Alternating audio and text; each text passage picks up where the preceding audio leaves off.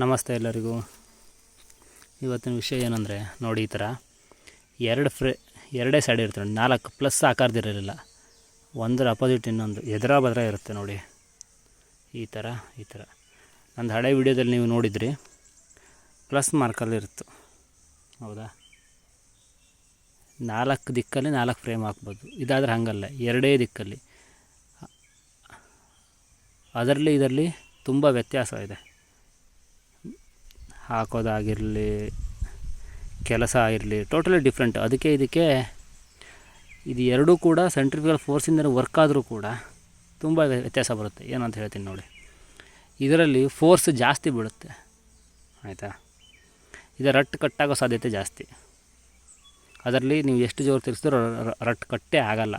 ಅದು 4 ಕಡೆ ಈ ಥರ ನೋಡಿ, 1 2 3 4 ನೋಡಿ. ಒಳ್ಳೆ ನೇರಳೆ ತುಪ್ಪ ಯಾವ ಕಲರ್ ಇದೆ ನೋಡಿ.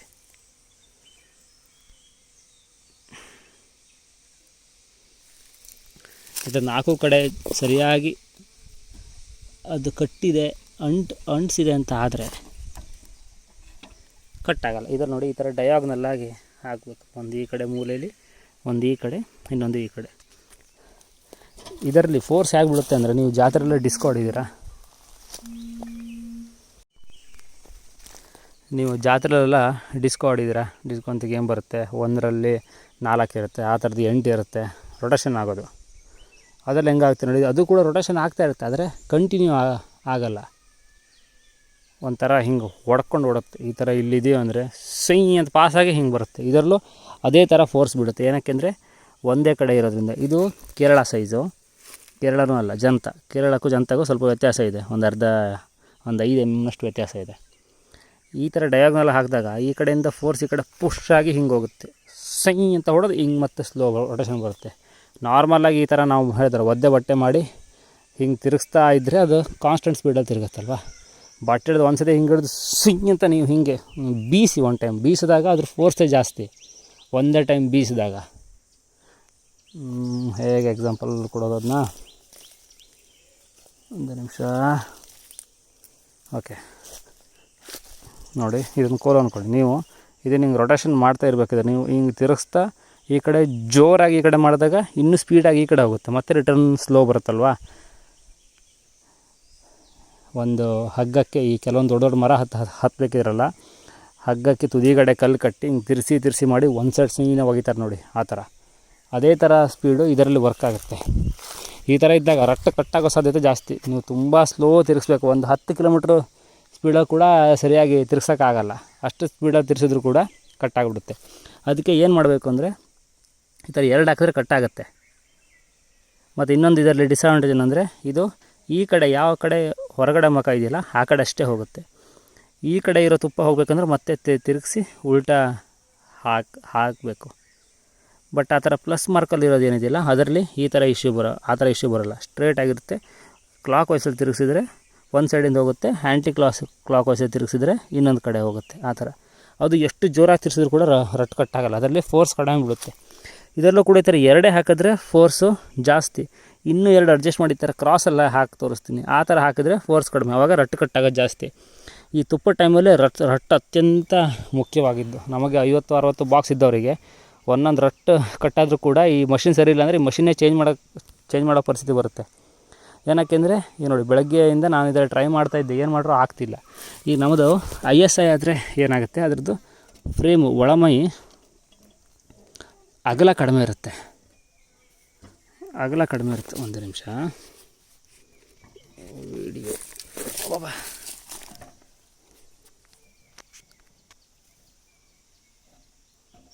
ಅದೇನಾಗುತ್ತೆ, ಈ ಥರ ಉದ್ದ ಜಾಸ್ತಿ ಇರುತ್ತೆ. ಇಲ್ಲಿಗೆ ನಮ್ಮ ಫ್ರೇಮ್ಸ್ ಬರುತ್ತೆ, ಈ ಚೌಕಟ್ಟು ಇಲ್ಲಿ ಬರುತ್ತೆ.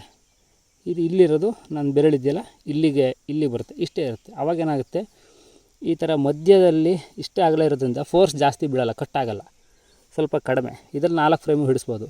2 ಇಟ್ಟರೆ ಕಟ್ಟಾಗುತ್ತೆ, ಬಟ್ ಇದರಲ್ಲಿ ಇನ್ನೂ ಬೇಗ ಕಟ್ಟಾಗುತ್ತೆ. ಏನಕ್ಕೆಂದರೆ ಇದು ಅಗಲ ಜಾಸ್ತಿ. 4 ಕಡೆ ಜಾಯಿಂಟ್ ಮಾಡಿದ್ರು ತುಪ್ಪದ ಶೇಖರಣೆ ಈ ಮಧ್ಯದಲ್ಲಿ ಜಾಸ್ತಿ ಇರುತ್ತೆ, ದೊಡ್ಡ ಹೋಲ್ ಇರುತ್ತೆ ನೋಡಿ. ಇಲ್ಲಿ ಈ ಥರ ವೇಸ್ಟ್ ಆಗಿರುತ್ತೆ. ಇಲ್ಲಿ ಈ ಪೋರ್ಷನ್ ತುಂಬ ಜಾಸ್ತಿ, ಈ ಅರ್ಧಕ್ಕಿಂತ ಮೇಲೆ. ನಾವು ಇಲ್ಲೇನು ಕಟ್ಟಿರ್ತೀವಿ ಅಂದರೆ ಬೇಸ್ ಕೊಟ್ಟಿರ್ತೀವಲ್ಲ, ಈ ಬೇಸಿದ್ದರೆ ಸ್ವಲ್ಪ ಯಾವಾಗಲೂ ಕಡಿಮೆ ಕಟ್ಟೋದು, ಮೇಲ್ಗಡೆ ಕಟ್ಟೋದು ಜಾಸ್ತಿ. ಅದರಲ್ಲೂ ಈ ಸೆಂಟ್ರ್ ಪೋರ್ಷನ್ ಇದೆಯಲ್ಲ, ಸೆಂಟ್ರಿಂದ ಮೇಲೆ ಇದಿಷ್ಟೇ ಭಾಗ ನೀವು ನೋಡಿ ಸ್ಪೀಡಾಗಿ ತಿರ್ಸಿದ್ರು ಕೂಡ ಇದು ಕಟ್ಟಾಗಿ ಬೀಳಲ್ಲ. ಇದ್ರ ವೇಟಿಗೆ ಇದು ಹೊರಗಡೆಯಿಂದ ಟೋಟಲ್ ಬುಡುಗೂಡಲೇ ಕಿತ್ಕೊಂಡು ಬೀಳುತ್ತೆ ಬುಡ ಸಮೇತ. ಇಲ್ಲಿ ಫೋರ್ಸ್ ಜಾಸ್ತಿ ಬೀಳುತ್ತೆ ಈ ಏರಿಯಾದಲ್ಲಿ. ನೀವು ನೋಡಿದ್ರೆ ಈ ಥರ ಟೋಟಲ್ಲಾಗಿ 4 ಕಡೆ ಕಿತ್ಕೊಂಡು ಬರೋಲ್ಲ. ಕಿತ್ತರೆ ಇದಿಷ್ಟು ಭಾಗ ಬಿಟ್ಟು ಇದಿಷ್ಟು ಭಾಗ ಕಿತ್ಕೊಬರೋದು ಜಾಸ್ತಿ. ಜೊತೆಗೆ ಇದು ಕಿತ್ಕೊಬರುತ್ತೆ. ಇದು ಏನಕ್ಕೆ ಅಂದರೆ ನಾವು ಕೊಟ್ಟಿರೋದು ಇದು ಹೊಸ ಮೇಣದಿಂದ ಅದು ಬೆಳೆದಿರೋದು. ಇದು ಹಳೆ ಮೇಣಕ್ಕೆ ಬೆಳೆದಿರೋದು ಅಷ್ಟು ಗಟ್ಟಿಯಾಗಿರೋಲ್ಲ. ಇದು ಒಳ್ಳೆ ಗಟ್ಟಿಯಾಗಿ ಬೆಳೆದಿರುತ್ತೆ. ಅದಕ್ಕೆ ಇದಿಷ್ಟು ಕಿತ್ಕೊಂಡು ಬರುತ್ತೆ. ನಮ್ಮದು ಉದ್ದ ಇರೋದ್ರಿಂದ ಈ ಅಗಲ ಕಡಿಮೆ ಆಗುತ್ತಲ್ವ, ಹಾಗಾಗಿ ಸ್ವಲ್ಪ ಇದಕ್ಕಿಂತ ಸ್ವಲ್ಪ ಕಡಿಮೆ ಅದು ಕಟ್ಟಾಗೋದು. ನೋಡಿ ಈಗ ನಾನು ಕಟ್ ಮಾಡಿ ತೋರಿಸಲ್ಲ, ಆಲ್ರೆಡಿ ಒಂದು ಕಟ್ ಆಗಿದೆ. ಕಟ್ಟಾಗಿದ್ದು ಪೀಸು ಇಲ್ಲೇ ಇದೆ ಸೈಡಿಗೆ. ಮೇ ಬಿ ಕಾಣಲ್ಲ ಅನ್ಕೋತೀನಿ ಅದು. ಇಲ್ಲ ಬಿಡಿ, ಕಾಣಲ್ಲ, ಕೆಳಗಡೆ ಇದೆ. ಆಲ್ರೆಡಿ 5 ರಟ್ ಕಟ್ಟಾಗಿದೆ. 2 ಫ್ರೇಮ್ ಹಾಕಿ 4 ಫ್ರೇಮ್ ಹಿಡಿತಾ ಇಲ್ಲ. ಆಮೇಲೆ ಈಗೇನು ಮಾಡ್ತಾಯಿದ್ದೀನಿ, ಈ ಥರ ಕ್ರಾಸ್ ಮಾಡಿ ಇಡ್ತೀನಿ. ಈ ಥರ ಕ್ರಾಸ್ ಮಾಡಿ ಒಳಗಡೆ ಪ್ರೆಸ್ ಮಾಡಿ ಇನ್ನೊಂದು ಹಾಕ್ತೀನಿ. ಅವಾಗೇನಾಗುತ್ತೆ, ಇದಿಷ್ಟು ಜಾಗ ಏನಿದೆಯಲ್ಲ ಎಕ್ಸ್ಟ್ರಾ ಇರೋದು ಇಲ್ಲಿಷ್ಟ ತುಪ್ಪ ಬೀಳಲ್ಲ. ಬಿದ್ದಿಲ್ಲ ಅಂದರೆ ತೊಂದರೆ ಇಲ್ಲ. ಫ್ರೇಮ್ ಆಲ್ರೆಡಿ ತೆಗೆದು ಆಗಿದೆ ಕೆಲವೊಂದಿಷ್ಟು, ಅದರದ್ದು ಮಾಡಲಿಕ್ಕೆ ಅಂತ. ಈಗ 4 ಫ್ರೇಮ್ ಹಾಕಿ ತೋರಿಸ್ತೀನಿ. ಇದಕ್ಕಿಂತ ಸ್ವಲ್ಪ ಜೋರಾಗಿ ತಿರ್ಸ್ಬೋದು. ಮತ್ತೇನು ಅಂದರೆ ಈ ಕಡೆ ಇದಿಷ್ಟು ಗ್ಯಾಪಲ್ಲಿರೋ ಫೋರ್ಸ್ ಇರುತ್ತಲ್ಲ, ಈ ಗ್ಯಾಪಲ್ಲಿ ಇಂದ ಕ್ರಿಯೇಟ್ ಆಗೋ ಫೋರ್ಸ್ ಕಡಿಮೆ ಆಗುತ್ತೆ 4 ಹಾಕಿದಾಗ. ಆವಾಗ ರಟ್ ಕಟ್ಟಾಗೋದು ಕಡಿಮೆ ಆಗುತ್ತೆ, ತುಪ್ಪ ನೀಟಾಗಿ ಬರುತ್ತೆ. ಆದರೆ ಈ ಥರ ಎದುರು ಬದರು ಇರೋ ಮಷೀನಲ್ಲಿ ಬಂದಷ್ಟು ಚೆನ್ನಾಗಿ ತುಪ್ಪ ಹೊರಗಡೆ ಮತ್ತು ಬೇಗ ಬರೋದು ಪ್ಲಸ್ ಮಾರ್ಕ್ ಇರೋ ಮಷೀನಲ್ಲಿ ಬರೋಲ್ಲ. ನಾವು ತುಂಬ 40ರಿಂದ 50 ಟೈಮ್ ಒಂದು ಸೈಡ್ ಕ್ಲಾಕ್ ವೈಸಲ್ಲಿ 40 to 50 ಟೈಮ್ಸ್ ಜೋರಾಗಿ ತಿರ್ಸ್ಬೇಕು. ಆ್ಯಂಟಿ ಕ್ಲಾಕ್ ವೈಸಲ್ಲಿ 40 to 50 ಟೈಮ್ಸ್, ಮತ್ತು ಇನ್ನೊಮ್ಮೆ ಕ್ಲಾಕ್ ವೈಸಲ್ಲಿ 20, ಮತ್ತು ಮಿನಿಮಮ್ ಅಂದರೂ 80 to 100 ಟೈಮ್ಸು ತಿರ್ಸ್ಬೇಕು ಒಂದು 4 ಫ್ರೇಮ್ ತುಪ್ಪ ಬರಲಿಕ್ಕೆ. ಅದೇ ಇದಾದರೆ ಅದರ ಹಾಫ್. ಈ ಥರ ಒಂದು 20 ತಿರುಗಿಸಿದ್ರೆ ಸಾಕು. ಈ ಥರ ಒಂದು 20 ತಿರುಗಿಸಿದ್ರೆ, ಈ ಕಡೆ ಒಂದು ಬೇಡ, ಈ ಕಡೆ ಒಂದು 15 ಸಾಕು. ಮೇ ಬಿ ಈ ಕಡೆ 15, ಆ್ಯಂಟಿ ಕ್ಲಾಕ್ 15, ರಿವರ್ಸ್ ಮಾಡಿದ್ಮೇಲೆ ಮತ್ತೆ 15, ಮತ್ತೆ 15 ಆ ಥರ. ಆದರೆ ಅದಕ್ಕಿಂತನೂ ಅದರಲ್ಲಿ 80 to 85% ಹೋಗುತ್ತೆ. ಇದರಲ್ಲಿ ಫುಲ್ಲು ಕ್ಲೀನಾಗಿ ಬರುತ್ತೆ. ತೋರಿಸ್ತೀನಿ, ತೆಗೆದಿದ್ದಿದೆ ಇಲ್ಲಿ ನೋಡಿ. ಇನ್ನೂ ಸ್ವಲ್ಪ ಜೋರಾಗಿ ತಿರ್ಸಿದ್ರೆ ಇಲ್ಲೇನಿದೆಯಲ್ಲ ಸ್ವಲ್ಪ ಉಳ್ಕೊಂಡಿದ್ದು ಅದು ಕೂಡ ಬರುತ್ತೆ. ನಾನು ತಿರ್ಸಿಲ್ಲ ಕಟ್ಟಾದರೆ ಅಂತ ಭಯ ನನಗೆ. ಈಗಿನ ಟೈಮಲ್ಲಿ ಜೇನು ಕುಟುಂಬಕ್ಕಿಂತಲೂ ಜೇನು ರಟ್ಟು ಕಟ್ಟಾದರೆ ತುಂಬ ಬೇಜಾರಾಗುತ್ತೆ. ಒಂದು ಕುಟುಂಬ ಹೋದರೂ ಬೇಜಾರಾಗೋದು ಕಡಿಮೆ. ಹೋಗಲಿ ಬಿಡು, ಮಳೆಗಾಲದಲ್ಲಂತೂ ಮೇಂಟೈನ್ ಮಾಡೋಕ್ಕಾಗಲ್ಲ, ತುಪ್ಪ ಮುಂದಿಲ್ಲ ಅಂತ. ರಟ್ಟು ಕಟ್ಟಾದರೆ ಮತ್ತು ಹೊಸದಾಗಿಂದ ಕಟ್ಕೋಬೇಕು ಅದು. ಅದಕ್ಕೆ ಇಲ್ಲಿ ನೋಡಿ ಈ ಥರ ಮಾಡಿದ್ದೇನೆ. ಸ್ವಲ್ಪ ಕ್ರಾಸಲ್ಲಿ ಇರುತ್ತೆ ನೋಡಿ, ಈ ಥರ ಕ್ರಾಸಲ್ಲಿ. ಹಿಂಗಾದರೆ ಕಟ್ಟಾಗೋ ಸಾಧ್ಯತೆ ಕಡಿಮೆ, ತುಪ್ಪನೂ ನೀಟಾಗಿ ಬರುತ್ತೆ. ನೋಡಿ 2 ಫ್ರೇಮ್ ಹಾಕಿದ್ರೆ ಇಷ್ಟೇ ಸ್ಪೀಡು ನೋಡಿ. ಇದಕ್ಕಿಂತ ನೀವು ಜೋರಾಗಿ ಮಾಡಿದ್ರೆ ಕಟ್ಟಾಗುತ್ತೆ. ಇದರಲ್ಲಿ ಅದಕ್ಕಿಂತ ಸ್ವಲ್ಪ ಜೋರು, ಅದರ ಡಬಲ್ ಸ್ಪೀಡಾಗಿ ತಿರುಗಿಸ್ಬೋದು. ಏನಕ್ಕೆಂದರೆ ಆ ಗ್ಯಾಪಲ್ಲಿ ಕ್ರಿಯೇಟ್ ಆಗೋ ಫೋರ್ಸ್ ಇದೆಯಲ್ಲ, ಆ ಗ್ಯಾಪಲ್ಲಿ ಕ್ರಿಯೇಟ್ ಆಗೋದು ಕಡಿಮೆ ಆಗುತ್ತೆ.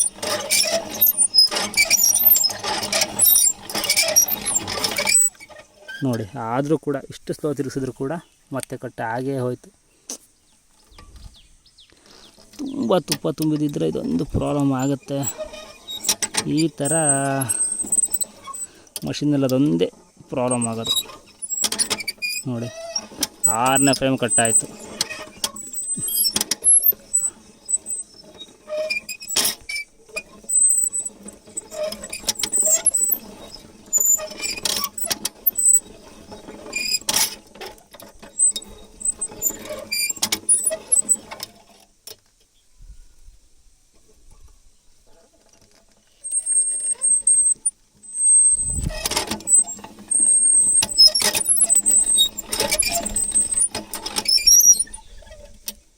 ನೋಡಿದ್ರಾ, ಇಷ್ಟು ಸ್ಲೋ ಮಾಡಿದ್ರು ಆಯಿತು.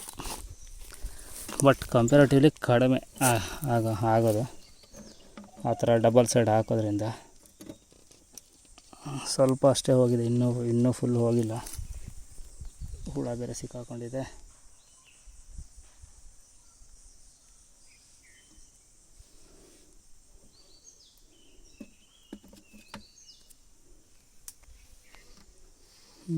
ಹೋಗಿದೆಯಾ? ಹೋಗಿಲ್ಲ. ಸ್ಪೀಡು ಪ್ರೆಷರ್ ಸಾಕಾಗಿಲ್ಲ ಅದಕ್ಕೆ. ನೋಡಿ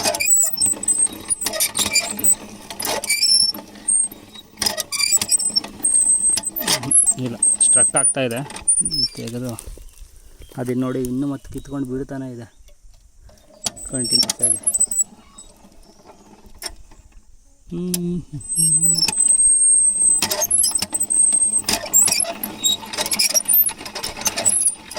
ಇಲ್ಲಾಂದರೆ ಇಷ್ಟು ಸ್ಪೀಡಲ್ಲಿ ತಿರುಗಿಸ್ಬೋದು. ಏನಕ್ಕೆಂದರೆ ಇದು ನಾನು ಮೊದಲ 4 ವರ್ಷ ಇದೇ ಮಷೀನಲ್ಲಿ ತೆಗೆದಿದ್ದು.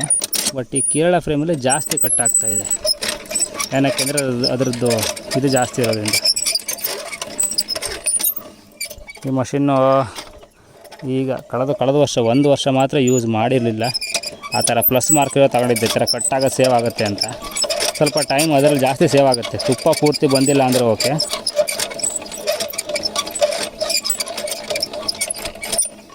ಆದರೆ ಸಮಯ ಸೇವ್ ಆಗುತ್ತೆ ಅನ್ನೋ ಕಾರಣಕ್ಕಾಗಿ ನೋಡೋಣ. ಇದು ಪೂರ್ತಿ ಅಂತೂ ಹೋಗಿರಲ್ಲ, ಸ್ವಲ್ಪ ಹೋಗಿರುತ್ತೆ ಒಂದು ಸೈಡು ನೋಡಿ ಹೋಗಿದೆ. ಇದರಲ್ಲಿ ಏನಕ್ಕೆ ಟೈಮ್ ಸೇವ್ ಆಗುತ್ತೆ ಅನ್ನೋದು ಇದೇ ಇದರಲ್ಲ ಪ್ಲಸ್ ಟೈಪಿಂದರೆ ಏನಕ್ಕೆ ಸೇವ್ ಆಗುತ್ತೆ ಅನ್ನೋದಕ್ಕೆ ರೀಸನ್ನೇ ಅದು. ಒಂದು ಎಂಟಿ ಫ್ರೇಮ್ ಹಾಕೋಣ ನೋಡಿ ಪೂರ್ತಿ ಕಿತ್ಕೊಂತ. ಫಸ್ಟ್ ಟೈಮು ನಾನು ಹೇಳಿದ್ನಲ್ಲ, ಫಸ್ಟ್ ಟೈಮ್ ಮಾಡಿದಾಗ ಇದಿಷ್ಟು ಭಾಗ ಹೋಗಿತ್ತು. ಮತ್ತು ನಾನು ರೊಟೇಷನ್ ಮಾಡ್ತಾನೆ ಇದ್ದೆ, ಈಗ ಪೂರ್ತಿ ಹೋಯ್ತು. ಇಲ್ಲಾಂದರೆ ಈ ಸೆಂಟ್ರಿನ ಭಾಗ ಹೋಗೋದೇನಿದ್ರೆ ಅದು ಜಾಸ್ತಿ ಒಂದು ಸೈಡಿಗೆ ಹಾಕ್ತೀನಿ. ಈಗ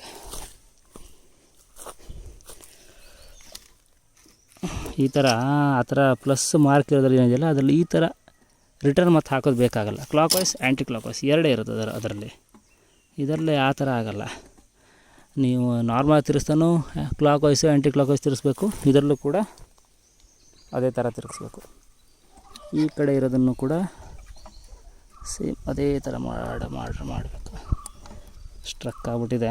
ಇದು ಸೈಜ್ ಬೇರೆ, ಆದರೆ ಏನು ಅಂದರೆ ಆಲ್ರೆಡಿ ಫ್ರೇಮ್ ತೆಗೆದಿಟ್ಟಿದ್ದೀನಿ, ಅದನ್ನಾದರೂ ತೆಗಿಬೇಕು ಅಂತ ನೋಡಿ. ಒಂದು ಕಡೆ ಹೋಗಿದೆ, ಇನ್ನೊಂದು ಕಡೆ ಸ್ವಲ್ಪ ಕೂಡ ಹೋಗಿಲ್ಲ, ಅದೇ ರೀತಿ ಇರುತ್ತೆ. ಪ್ಲಸ್ ಮಾರ್ಕ್ ಇರೋದಲ್ಲಿ ಈ ಥರ ಬರೋಲ್ಲ. ಓಕೆನಾ? ಓಕೆ, ಬಾಯ್. ಇಲ್ಲಿ ನೋಡಿ ಮತ್ತೂ ಒಂದು ಕಟ್ಟಾಯಿತು. ಇದು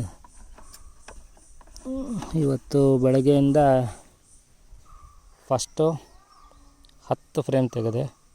ಆ 10ರಲ್ಲಿ 5 ಕಟ್ಟಾಯಿತು. ಈ ಥರ 4 ಹಾಕಿ ಈಗ 1 2 3 4 5 6 7 8 9 10 ಈಗ 10 ತೆಗೆದೆ. ಆ 10ರಲ್ಲಿ 2 ಕಟ್ಟಾಯಿತು. ಮತ್ತು ಈ ಕಟ್ಟಾಗಿದೆ ಯಾವುದಂದರೆ ತುಂಬ ತುಪ್ಪ ಇರೋದು. ಯಾವ್ದು ದಪ್ಪವಾಗಿದೆಯಲ್ಲ ಅದೇ ಕಟ್ಟಾಗಿತ್ತು ನೋಡಿ, ಪೂರ್ತಿ ಹೋಯ್ತು ಈ ಥರ. ಅದಕ್ಕೆ ಈ ಸೊಲ್ಯೂಷನ್ ಏನು, ಈ ಕೇರಳ ಫ್ರೇಮು ಜನತಾ ಫ್ರೇಮು ಇದರಲ್ಲಿ ಸಾಧ್ಯನೇ ಇಲ್ಲ. ಅಡ್ಡದಲ್ಲಿ ಸ್ಟ್ರೇಟ್ ಇರೋದೇ ಆಗಬೇಕು. ಅದಕ್ಕಾಗಿ ಮಷಿನ್ ಚೇಂಜ್ ಮಾಡಬೇಕು. ಇದೇ ಥರ ನಂದೀಗ 100ಕ್ಕಿಂತ ಜಾಸ್ತಿ ಬಾಕ್ಸ್ ಇದೆ. ಅದನ್ನು ತೆಗಿಲಿಕ್ಕೆ ಹೋದರೆ ಟೈಮು ವೇಸ್ಟು. ಇಷ್ಟೊತ್ತಿಗೆ ನಾನು ಈ 20 ಫ್ರೇಮ್ ತೆಗಿಲಿಕ್ಕೆ ಟೈಮ್ ಎಷ್ಟೀಗ 12:30, 10 ಕಾಲೇ ಸ್ಟಾರ್ಟ್ ಮಾಡಿದ್ದು. ಆಲ್ಮೋಸ್ಟ್ ಇನ್ನೂ ಫ್ರೇಮ್ ಇಡಬೇಕು. ಅದಕ್ಕೆ 15 ನಿಮಿಷ ಬೇಕು ನೀಟಾಗಿ ಇಡಲಿಕ್ಕೆಲ್ಲ. 2.5 ಗಂಟೆ ಬೇಕಾಯಿತು. 1.5 ಗಂಟೆ ಮುಗಿಯೋ ಕೆಲಸ, ಮ್ಯಾಕ್ಸಿಮಮ್ 2 ಗಂಟೆ, ಅದಕ್ಕಿಂತಲೂ ಜಾಸ್ತಿ ಆಯಿತು. ಅದಕ್ಕೆ ಈ ಮಷಿನ್ ಚೇಂಜ್ ಮಾಡಬೇಕು. ಬೇರೆ ಒಂದು ಮಷಿನ್ ತಗೊಳ್ಳೋದು ಬೇಡ, ಇದೆಲ್ಲ ಮಾಡೋಣ ಅಂತ ಅಂದ್ಕೊಂಡಿದ್ದೆ. ಆಗುತ್ತೆ ಅಂತ. ಏನಕ್ಕೆಂದರೆ ISI ಆಗುತ್ತೆ, ಕೇರಳನೂ ಆಗತ್ತಲ್ವ. ಈ ಕಡೆ ತುದಿಗಷ್ಟೇ ತುಪ್ಪ ಹೋಗಲ್ಲ ಅಂತ. ಇಲ್ಲಿ ನೋಡಿ ಇದರಲ್ಲಿ ಕೆಳಗಡೆ ಸ್ವಲ್ಪ ತುಪ್ಪ ಇದೆ ನೋಡಿ. ಈ ಥರ ಬೆಳಕಲ್ಲಿ ಕಾಣುತ್ತೆ ನಿಮಗೆ ಕೆಳಗಡೆ ಇರೋದು ನೋಡಿ. ಇದರಲ್ಲೂ ಕೆಳಗಡೆದಲ್ಲಿ ತುಪ್ಪ ಇದೆ. ಅಂದರೆ ಇದು ಈ ಥರ ಓವರ್ಲ್ಯಾಪ್ ಎಲ್ಲಾಗಿರುತ್ತಲ್ಲ ಅಲ್ಲಿ ತುಪ್ಪ ಹೋಗಲ್ಲ, ತೊಂದರೆ ಇಲ್ಲ ಅಂತ. ಆದರೆ ಎಷ್ಟು ಸ್ಲೋ ತಿರ್ಸಿದ್ರು ಕೂಡ ಅಗಲ ಇರೋದ್ರಿಂದ ಆಗ್ತಾಯಿಲ್ಲ. ಬೇರೆ ಮಷಿನ್ನೇ ತಗೊಳ್ಬೇಕೀಗ. ತಗೊಂಡು ನೋಡೋಣ ಅದರಲ್ಲೇ ಆಗುತ್ತೆ ಅಂತ.